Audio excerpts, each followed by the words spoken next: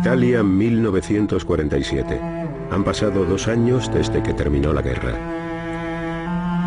La pobreza asola la mayor parte del país, convirtiéndolo así en un terreno fértil para el comunismo, que promete una solución para los males económicos y las injusticias. La vida era extremadamente dura. Debíamos soportar las continuas tensiones políticas y además teníamos la sensación de que había que apretarse el cinturón. Estábamos hambrientos, siempre estábamos hambrientos. Cuando la cifra de miembros del Partido Comunista alcanzó los 2 millones, Estados Unidos temió que Italia y toda Europa occidental se inclinaran hacia el comunismo. The seeds of totalitarian regimes are nurtured by misery and war. They spread and grow in the evil soil of poverty and strife. They reach their full growth when the hope of a people for a better life has died. We must keep that hope alive.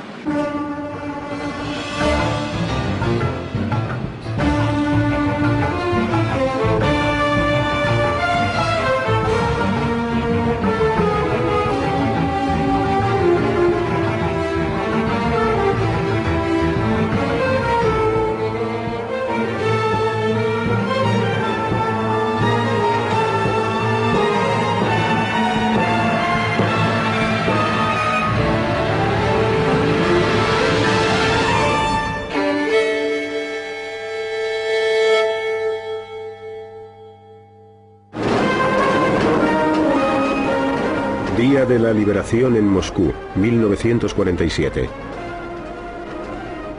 El Ejército Rojo era la fuerza de combate más grande del mundo. Stalin había extendido su control por la mayor parte de Europa del Este.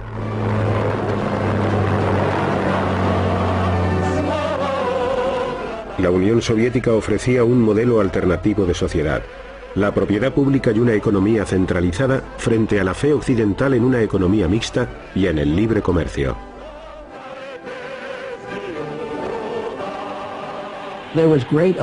Existía una gran preocupación por los deterioros que habían sufrido tanto la política como la economía.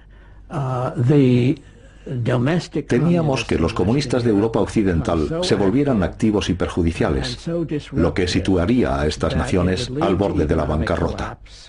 Y esto ocurriría a menos que hiciéramos algo para remediarlo. De lo contrario, los soviéticos tendrían una gran oportunidad para extender su órbita de influencia por la zona oeste de Europa.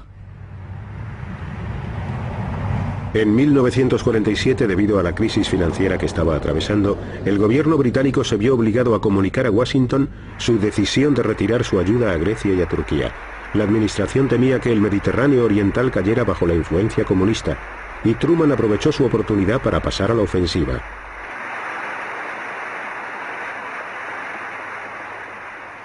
The free peoples of the world look to us for support in maintaining their freedoms. If we falter in our leadership, we may endanger the peace of the world, and we shall surely endanger the welfare of this nation. Yo le estaba escuchando desde la galería y me quedé admirado porque el Congreso prestaba toda su atención a las palabras del presidente. En esta ocasión, todos los que se encontraban en la sala se dieron cuenta de que estaban ante uno de los acontecimientos más importantes de la historia. I therefore ask the Congress to provide authority for assistance to Greece and Turkey in the amount of $400 million for the period ending June 30th, 1948. Por primera vez, Truman presentó la lucha como si fuera un combate entre la libertad y la tiranía, entre Occidente y el comunismo. Truman tenía que convencer al Congreso, que muy a menudo se mostraba aislacionista, de que había que actuar. El anticomunismo de la doctrina Truman lo consiguió. El discurso de Truman reflejó claramente el propio carácter del presidente. Le gustaba verlo todo muy claro y sus respuestas eran casi siempre breves y concisas. Tras una guerra de 5 años y medio de duración para derrotar al fascismo, Europa estaba en bancarrota. La industria había quedado reducida a un montón de ruinas, y de los edificios solo quedaban los escombros. El pueblo luchaba para sobrevivir.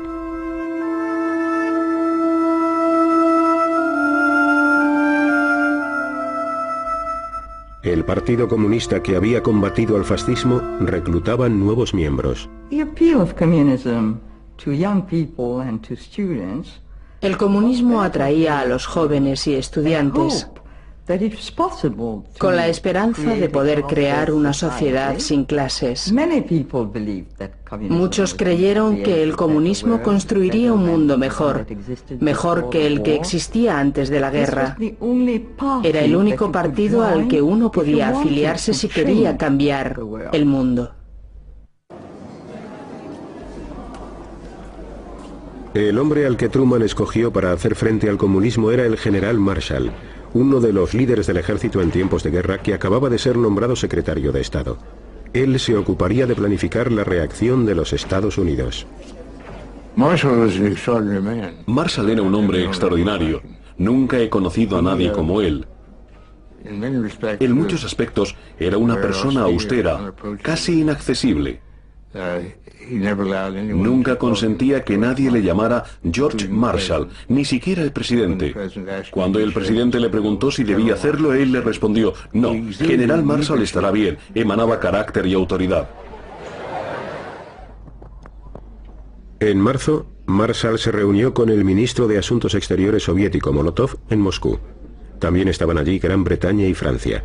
Los cuatro grandes trataron de llegar a un acuerdo sobre el futuro de Alemania. A pesar de la cálida hospitalidad rusa, todas esas semanas de reuniones resultaron infructuosas. Marshall hizo un último esfuerzo. Se entrevistó con Stalin en el Kremlin y esta reunión le convenció de que los soviéticos estaban tratando de ganar tiempo para que la situación en Europa Central y Oriental empeorara aún más. De este modo, el descontento popular sería cada vez mayor. La fuerza de los comunistas aumentaría. Y quizás su ideología llegara al poder en los países de Europa Occidental sin que el Ejército Rojo tuviera que invadirlos. Entre todos los problemas que tenía Europa, había uno de especial importancia: el futuro de una Alemania derrotada. Stalin quería que siguiera estando sometida porque le preocupaba que, de lo contrario, un día se recuperara y volviera a poner en peligro a la Unión Soviética. Los norteamericanos consideraban necesario que Alemania se pusiera en pie de nuevo para que toda Europa pudiera recuperarse completamente. Para entonces, Marshall ya estaba convencido de que había que actuar con rapidez. A su regreso de Moscú dio instrucciones al Departamento de Estado para que comenzaran a aportar ideas con el fin de elaborar un plan para rescatar Europa. Pero para ello se necesitarían miles de millones de dólares. ¿Aprobaría el Congreso estos enormes costes? The whole situation is critical in the extreme. We happen to be, very fortunately for ourselves, the strongest nation in the world today, certainly economically. La urgencia era tal que Marshall aceleró los preparativos de su plan. Y lo hizo público en una ceremonia de entrega de premios en la Universidad de Harvard. Las cámaras no estaban presentes. Marshall propuso que la ayuda a Europa se llevara a cabo a una enorme escala e invitó a los europeos a responder a su propuesta. Ernest Bevin, secretario de Asuntos Exteriores británico, se dio cuenta inmediatamente de la importancia del discurso de Marshall. De hecho, él siempre había deseado que los norteamericanos tomaran parte en la reconstrucción de Europa. Cuando Marshall pronunció su gran discurso en Harvard, Bevin lo escuchó atentamente y junto con los franceses le dio la bienvenida. Partiendo de esta base, elaboraron lo que más tarde se convertiría en el Programa de Recuperación Europea, que lograría levantar nuevamente a la Europa Occidental. La economía soviética también necesitaba inversiones desesperadamente para recuperarse de los estragos ocasionados por 4 años de guerra en territorio ruso. En teoría, el plan Marshall estaba abierto tanto al este como al oeste, pero ¿participaría Stalin en él? Stalin siempre desconfiaba, y desde sus orígenes, el plan no le entusiasmó mucho. Dijo, solo tenéis que fijaros. La situación ahora es bastante diferente de cuando los americanos se comprometieron a ayudarnos durante la guerra. Además, ellos han puesto en práctica la doctrina Truman. En realidad no quieren ayudarnos. Solo quieren arrancar a las democracias populares de nuestra esfera de influencia para conquistarlas, infiltrarse en ellas y sacarlas de la Unión Soviética. En París se celebró una conferencia de ministros de Asuntos Exteriores para comenzar a formular la respuesta europea al Plan Marshall. A pesar del recelo de Stalin, Molotov y una numerosa delegación soviética se sentaron a la mesa de conferencias. Molotov escuchó todos los informes y propuestas, aunque él tenía muy claro que la ayuda se prestaría bajo ciertas condiciones. Durante la Guerra Fría ambas partes recurrieron a los espías, y en este punto crítico, los espías de Londres proporcionaron a sus directores soviéticos un documento tras otro. Docenas.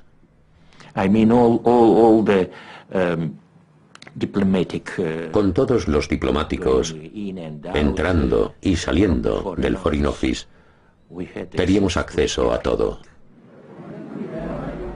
Después de 6 días de reunión en París, los servicios de inteligencia soviéticos proporcionaron a Stalin nueva información sobre el Plan Marshall. Nuestro servicio de inteligencia estaba al corriente de todo. Leyeron todos los documentos que los Estados Unidos, el gobierno de los Estados Unidos, elaboró y remitió a casi todos los países europeos, entre ellos a la Unión Soviética, pero también muchos otros que no enviaron a nuestro país. Esta información confirmó que, en realidad, América no quería que tomáramos parte en el plan. Solo hacían ademán de desearlo para no asustar a quienes ya estaban tratando con ellos sin previo aviso. Stalin le dijo a Molotov que pusiera fin a las negociaciones. Cuando Molotov abandonó París, acusó a Occidente de tratar de dividir Europa en dos bandos hostiles. En realidad nunca pensamos que los soviéticos pudieran tomar parte en el Plan Marshall. Pero era un paso aconsejable persuadir al mundo de que estábamos siendo realmente altruistas, de que no era básicamente una maniobra anticomunista y antisoviética. Y si milagrosamente los mismos soviéticos o alguno de sus países satélites hubiera accedido, les hubiéramos dado la bienvenida, pero nunca pensamos que eso fuera a suceder realmente. En Praga, los checoslovacos discutían si debían unirse al plan o no. En el gobierno elegido democráticamente, una tercera parte de los ministros eran comunistas. Las reacciones ante esta propuesta fueron muy positivas, incluso por parte de los ministros del gobierno checoslovaco, que aceptaron participar en la conferencia de París. Y eso significaba que irían a preparar el Plan Marshall. La decisión del gobierno checoslovaco fue unánime.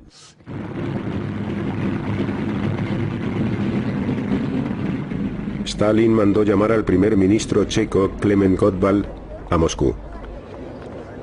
Le acompañaba el ministro de Asuntos Exteriores Jan Masaryk. Llegaron el 9 de julio por la tarde y esperaron. Serían las 11, es decir, antes de medianoche, cuando llegó alguien y les dijo que debían salir inmediatamente hacia el Kremlin. Pero lo principal, lo que pretendían, era que la delegación checoslovaca no pudiera desplazarse a París para asistir a la conferencia sobre el Plan Marshall.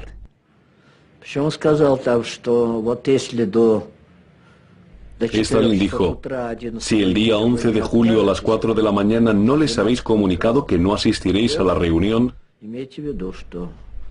Preparaos porque esto repercutirá gravemente en nuestras relaciones con vuestro país. Stalin fue bastante claro y contundente y les dio un ultimátum. Nuestra delegación tenía 4 horas para comunicarle su decisión. Al final, el mismo gobierno que había aceptado por unanimidad acudir a la conferencia de París renunció a asistir. En lo referente al Plan Marshall no había discusión alguna. Solo existía una orden y estaba muy clara. Tenéis que hacerlo y si no lo hacéis, no sois nuestros amigos. Estáis traicionando a la Unión Soviética, etcétera, etcétera. Estaba todo muy claro. Cuando la delegación checa abandonó Moscú, Gottwald leyó unas declaraciones preparadas. Apenas podía ocultar su disconformidad.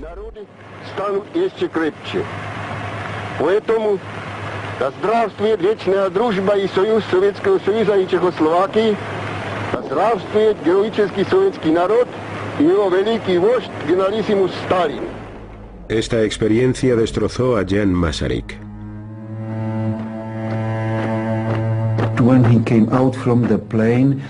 Cuando bajó del avión, dijo claramente: fui a Moscú como ministro de un Estado libre y regreso siendo el esclavo de Stalin.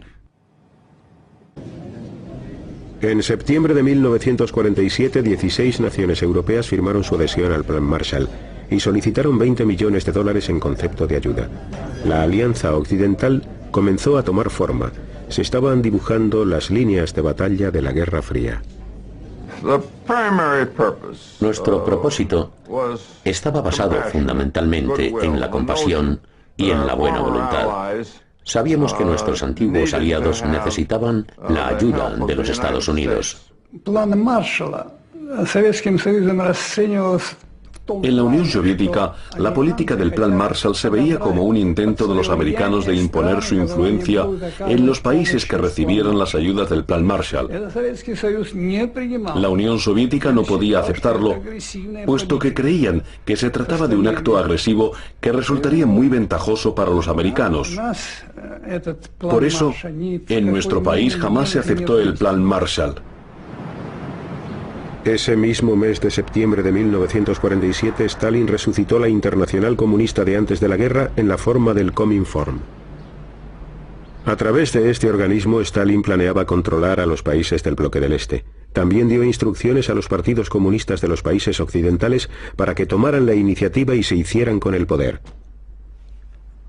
Para la propaganda norteamericana, el Cominform representaba una siniestra y oscura conspiración del mal. Pero la asociación económica, el Comecon, ofreció ayuda rusa a los países del bloque del Este y comenzó enviando trigo a Checoslovaquia tras una mala cosecha.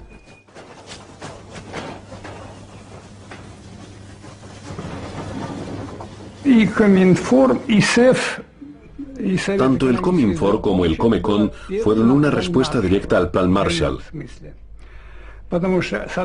Por una parte, el Cominform seguiría la línea política e ideológica que la Unión Soviética quería adoptar en los países socialistas. Por otra parte, el objetivo del Comecon era proporcionar asistencia económica a esas naciones para evitar que fueran arrancadas de su órbita de influencia. Febrero de 1948. Los comunistas suben al poder en Checoslovaquia. Las milicias de trabajadores participan en la marcha. Todos los que no son comunistas son detenidos. Los comités de acción asumen el control de la policía y de los sindicatos. El presidente Benes capitula. La bandera roja ondea en el centro de Praga. En solo 5 días los comunistas se hicieron con el gobierno de Checoslovaquia e impusieron a sus habitantes las normas de Stalin. 2 semanas más tarde, Jan Masaryk encontró la muerte al caer desde la ventana de su apartamento en Praga. Aún se plantean 2 controvertidas hipótesis sobre este hecho. ¿Perdió toda esperanza y saltó? ¿O le empujaron? Masaryk era hijo de Tomáš Masaryk, fundador del Estado checo. Su funeral simbolizó el final de una Checoslovaquia libre. Tras la muerte del ministro, unas 10.000 personas fueron a decirle adiós, a darle su último adiós. Lloraban y le llevaban flores. Pero la impresión generalizada era que estaban ante el final. Por desgracia, todos lo sentimos así. El ascenso al poder de los comunistas en Praga conmocionó a Washington. Allí todavía se estaba discutiendo el caso de la ayuda propuesta por Marshall ante un congreso aislacionista. The Soviet Union and its agents have destroyed the independence and democratic character of a whole series of nations in Eastern and Central Europe. It is this ruthless course of action and the clear design to extend it to the remaining free nations of Europe that have brought about the critical situation in Europe today. Esta situación crítica llegó en el momento en que las cámaras del Congreso estaban considerando finalmente la legislación. Entonces se produjo el golpe en Checoslovaquia y fue la gota que colmó el vaso. Porque incluso los aislacionistas, o al menos la mayoría, comprobaron que con su ascenso al poder en Checoslovaquia, los rusos estaban avanzando hacia el oeste. Era muy importante aprobar la legislación. El 3 de abril de 1948 el Congreso concedió 5.000 millones de dólares para las ayudas Marshall, unos 157.000 millones de pesetas. El Plan Marshall nació de la necesidad de alimentar a los hambrientos y de evitar que el comunismo se extendiera por toda Europa. El 20% de las ayudas eran préstamos y el 80% subvenciones. Los primeros envíos consistían en alimentos y fertilizantes. Después llegaron las máquinas para mejorar los resultados de la agricultura. En los 4 años que duró el Plan Marshall, otorgó 13.500 millones de dólares, más de 2 billones de pesetas, repartidos entre 16 países. Pocas personas de aquella agencia habían entregado alguna vez más dinero que en esta ocasión desde que existía el gobierno de los Estados Unidos. Fue un acto extraordinario.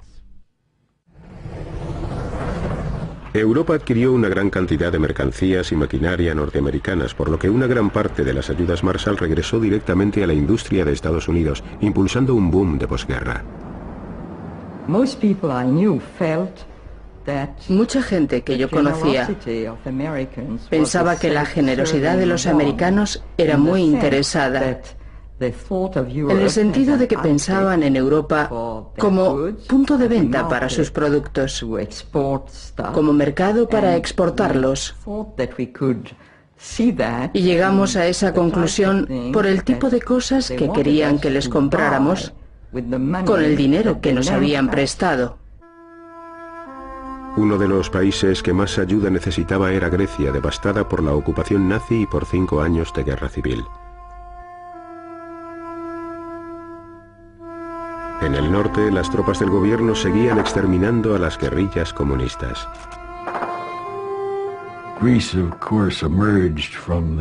Lógicamente, Grecia emergió de la guerra en un estado terrible. Es muy probable que, como represalia, en sus ataques, los nazis prendieran fuego a unos 2.000 pueblos de este país. Y a las consecuencias de esta guerra civil, había que añadir que el entramado social estaba terriblemente desgarrado. Durante los 4 años que duró el Plan Marshall, Grecia recibió casi 700 millones de dólares en asistencia económica. Muchos jóvenes norteamericanos tuvieron que ocupar puestos de gran responsabilidad. Yo era el miembro más joven de la misión del Plan Marshall en Grecia. Llegué allí a la edad de 23 años. Y para mi sorpresa, a los 24, ya tenía a mi cargo el programa de importaciones para Grecia.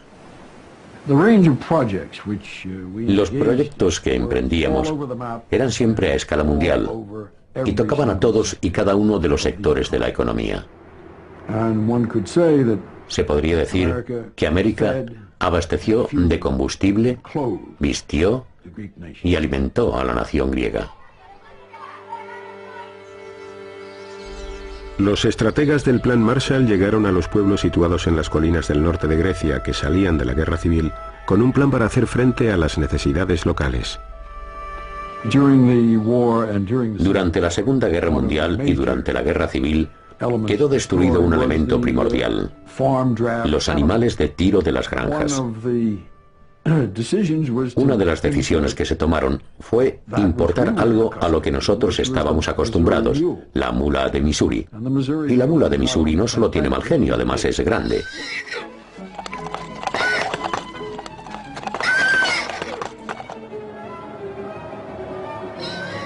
Tras un largo viaje en barco, las mulas norteamericanas llegaron a Grecia.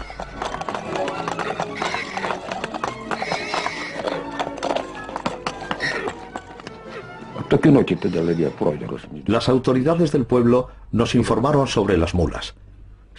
Bajamos hasta la cooperativa, que estaba en Shanti, y allí nos dieron las mulas. Los agricultores lo echaron a suertes. Había que coger un pedazo de papel en el que estaba escrito el número de la mula. Entonces el capataz miraba el papel y te daba la mula que correspondía a tu número y te decía: cógela.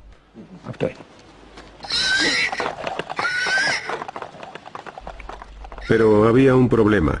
Las mulas norteamericanas eran más grandes que los animales a los que los agricultores locales estaban acostumbrados. Las mulas eran muy buenas. Algo salvajes, es cierto. Pero poco a poco conseguimos tenerlas bajo control. Eran grandes y gordas, así que empezamos a utilizarlas para arar. Se portaron muy bien. A mí me dieron una mula excelente y empezamos a arar.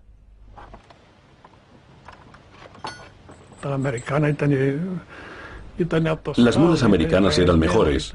Habían sido criadas en establos y estaban bien alimentadas y gordas.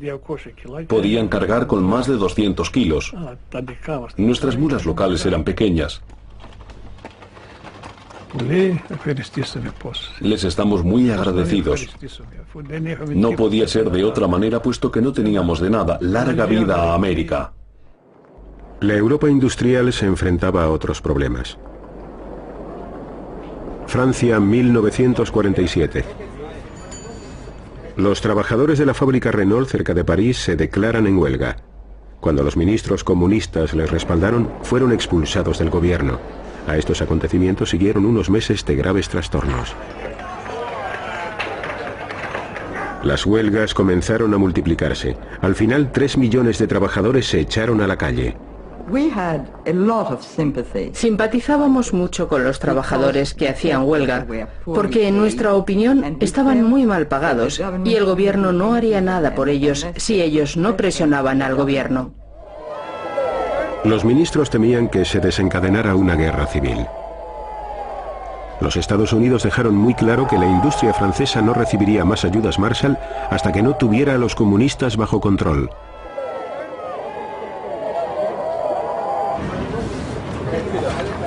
Los actos de sabotaje culminaron con el descarrilamiento de un tren expreso que causó la muerte de 20 personas. Los huelguistas perdieron una gran parte del apoyo popular. Los disturbios finalizaron. La Cuarta República Francesa volvió a recibir las ayudas estadounidenses. Esta vez fueron 2.700 millones de dólares. Al final de la guerra, Yugoslavia se había declarado comunista sin la ayuda de Moscú. El líder yugoslavo, Tito, se convirtió en un aliado de Stalin, pero esta alianza era bastante precaria.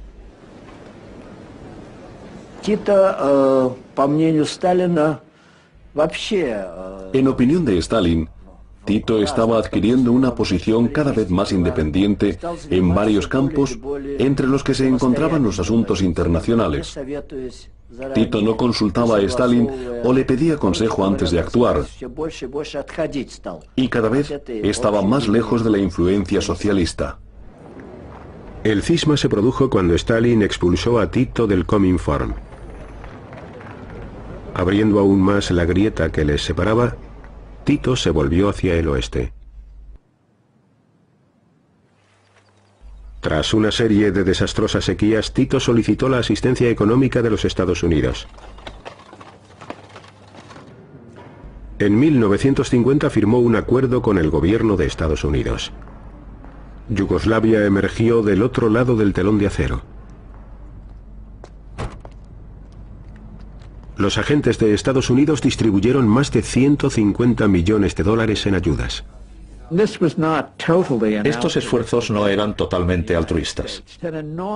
A Estados Unidos le interesaba enormemente que el Plan Marshall tuviera éxito. De lo contrario, jamás lo hubieran llevado a cabo. Para ellos era vital que Europa Occidental se recuperara. Dejar que el viejo continente se viniera abajo nos hubiera costado más de lo que gastamos en el Plan Marshall. Lo estábamos haciendo bien, haciendo el bien. Pero además de hacer el bien, Washington preparaba otras tácticas. En el año 1948, en Italia, el Partido Comunista dirigido por Togliatti dominaba el Frente Popular de ideología izquierdista. El gobierno estaba en manos de los cristiano-demócratas. En abril, las primeras elecciones generales desde la guerra despertaron las expectativas de una victoria comunista en las urnas. Yo esperaba que el Frente Popular, en el que estaban reunidos todos los partidos de la izquierda, ganara las elecciones. Estos partidos tuvieron que unirse para contrarrestar a los cristianodemócratas y a las fuerzas de la derecha. Algunos italianos temían una victoria comunista. Estas elecciones podrían haber sido críticas porque, dependiendo del resultado, situarían a Italia en un extremo del mundo o en el otro. En primer lugar, creo que hubiera sido una tragedia para Italia, para Europa, para el Mediterráneo, y que hubiera representado un grave contratiempo para los Estados Unidos. En los Estados Unidos se orquestó una campaña para persuadir a los italoamericanos de que escribieran a sus familiares pidiéndoles que no votaran a los comunistas. Se enviaron unos 10 millones de cartas. Querida prima María, ¿has pensado lo que significaría una victoria comunista para Italia? Sería terrible. Italia sería gobernada directamente desde el Kremlin. Mira lo que pasó en Checoslovaquia. Tienes que darte cuenta de lo seria que es la situación. Deberías leer lo que dicen los periódicos aquí. Escúchanos. Te ruego que no votes a los comunistas en estas elecciones. Tu primo Luigi. Fue una iniciativa muy inteligente porque así llegó directamente a las familias.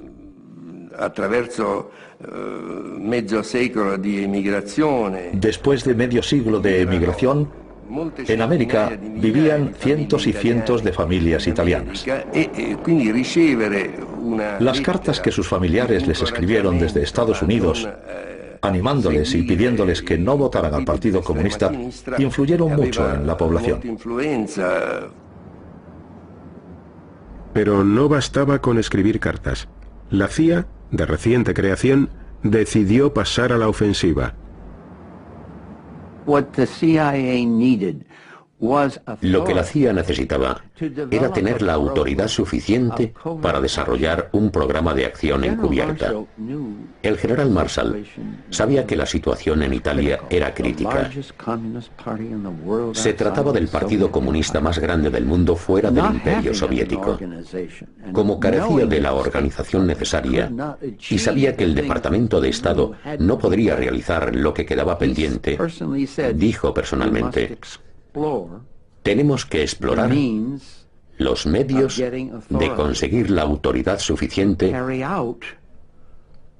para iniciar un programa de acción que desafíe a esa tremenda amenaza comunista. Esto generó un debate dentro de la joven CIA. ¿Tenía la autoridad necesaria para llevar a cabo operaciones encubiertas? Los abogados de la CIA estudiaron los términos del nuevo Acta para la Seguridad Nacional. Si el presidente del Consejo Nacional de Seguridad, el director del Consejo Nacional de Seguridad, es el presidente de los Estados Unidos y dirige específicamente la CIA, que está en manos de Helen Cotter, para llevar a cabo operaciones que ayudarán a los partidos democráticos, y si el Congreso, que ha sido nombrado, otorga el dinero necesario para respaldar un proyecto, esto nos proporciona la autoridad que necesitamos. Y así fue como nos dieron luz verde. Entonces intervino la CIA. Comenzó a realizar operaciones encubiertas de apoyo a los anticomunistas y al Partido Demócrata Cristiano.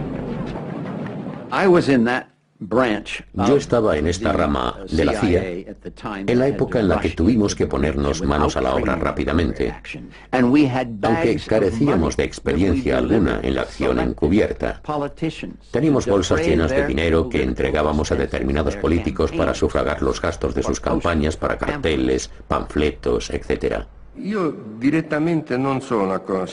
Personalmente no tengo conocimiento de esto. Me han contado cosas al respecto, pero yo no sé nada, porque nunca me involucré en los asuntos de partido.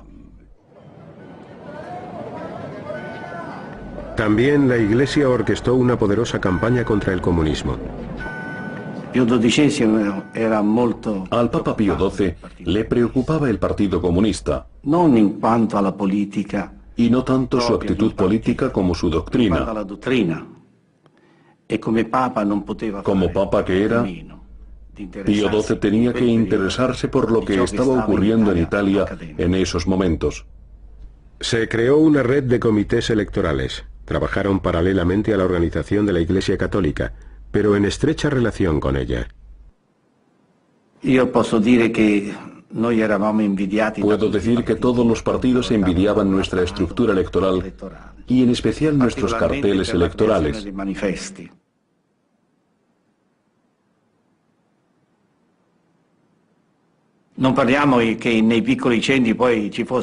En las zonas rurales no había cines. Era algo impensable en aquella época. Así que tuvimos una idea. Enviamos algunos camiones a ciudades y pueblos para que proyectaran películas por la noche.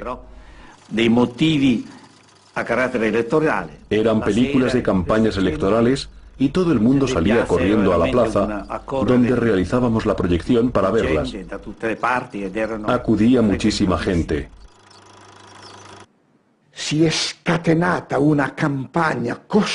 Pusieron en marcha esa tremenda campaña contra la izquierda, contra los comunistas, contra los socialistas, y dijeron las mentiras más terribles sobre ellos.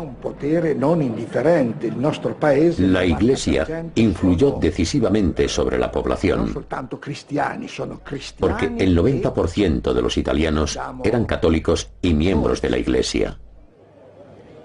En aquella época yo era católica practicante y asistía a misa rigurosamente, nunca faltaba.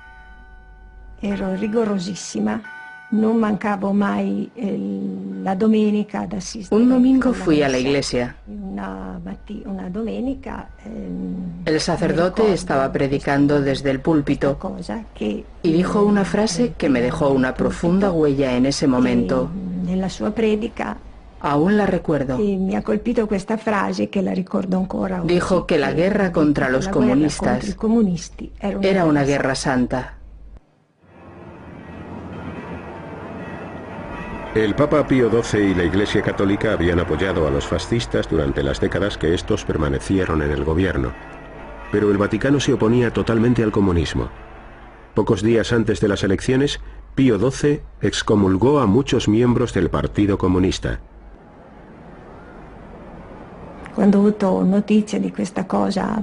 Esa noticia me entristeció profundamente. Para empezar, sucedía que en aquellos momentos yo estaba prometida a mi novio. Nos íbamos a casar al año siguiente y eso significaba que no podríamos hacerlo por la iglesia.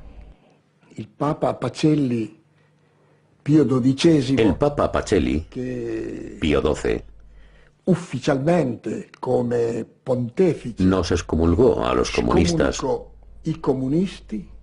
y a los amigos de los comunistas. Como no podía casarme en la iglesia, tampoco podía llevar un vestido blanco, ni tener todas esas flores y los músicos. Mi tío, que había sido como un padre para mí desde que era una niña, ni siquiera podría llevarme al altar.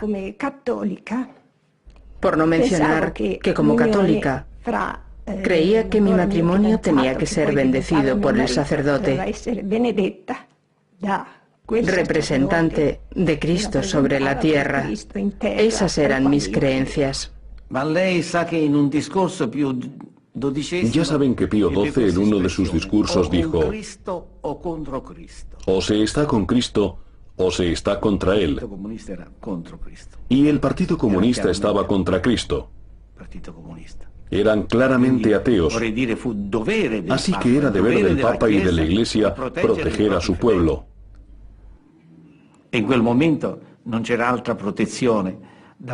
Y la única medida que la Iglesia tomó al respecto fue organizar todos los movimientos cristianos para oponerse al Partido Comunista. El 18 de abril de 1948 Italia se congregó ante las urnas. Los demócratas cristianos obtuvieron una victoria aplastante. Italia seguiría siendo miembro de la Alianza Occidental. El porcentaje de los votos que recibieron los comunistas era de casi la mitad. Ho pianto moltissimo. Lloré mucho. Porque avevamo lavorato moltissimo. Habíamos trabajado muy duro para ganar esta batalla. Superare, vincere, insomma, questa. Había sido un esfuerzo muy grande.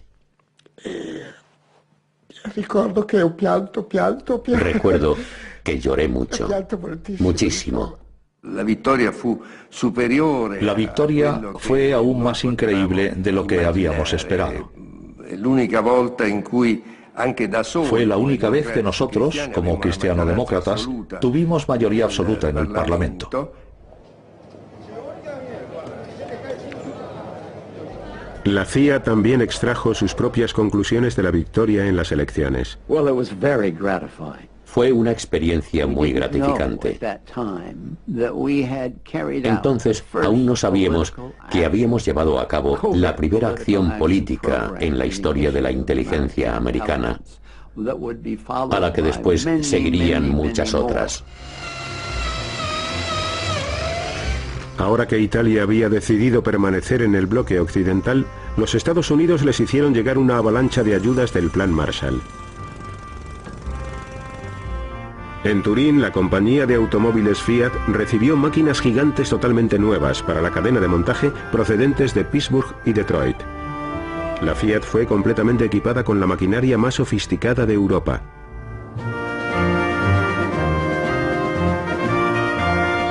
La recuperación de la Fiat impulsaría el resurgimiento de la industria italiana. En Europa y en Italia especialmente, teníamos la impresión de que América era una nación todopoderosa. Tenían el 50% del PNB mundial, poseían la tecnología más moderna, habían acabado con el sistema nazi. Y no podías decir que lo esperaras, simplemente te mostrabas gratamente sorprendido al ver la generosidad de su política exterior. Y en esos momentos la expresión de su citada generosidad fue el Plan Marshall. El Plan Marshall también demostró el deseo de los Estados Unidos de salvaguardar el futuro de Europa. El mensaje era el siguiente: modernizad vuestras economías y podréis ser como nosotros. Los americanos estaban intentando imponer las ideas americanas y la organización americana en Europa. Existía la creencia de que, dado que había que reconstruir las industrias europeas, si queríamos que Europa fuera otra vez competitiva en el mundo económico, tendría que imitar los métodos de producción americanos y también los de gestión, etc. Y muchos hombres de negocios europeos estaban ansiosos por hacerlo. En aquellos años, y me refiero a los que siguieron inmediatamente a los de la posguerra, toda Europa estaba en una época de recesión. Por ello, en primer lugar nos ayudaron a salir de ella e impulsaron nuestra economía. Pero ese solo fue el primer paso. El segundo paso consistió en reunir a la comunidad europea en su totalidad. Nos llevaron hacia la OTAN e iniciaron un acercamiento entre todos los países europeos y también potenciaron el acercamiento a los Estados Unidos. El Plan Marshall se había propuesto construir una sociedad de consumo en Europa. Los Estados Unidos querían un bloque occidental donde se practicara la libre empresa, un conjunto de países pacíficos, unidos y ligados al comercio y al capital norteamericanos. La Unión Soviética se vio obligada a construir su propio bloque rival. La población de los países socialistas pasaría 40 años observando al bloque occidental con sorpresa y admiración.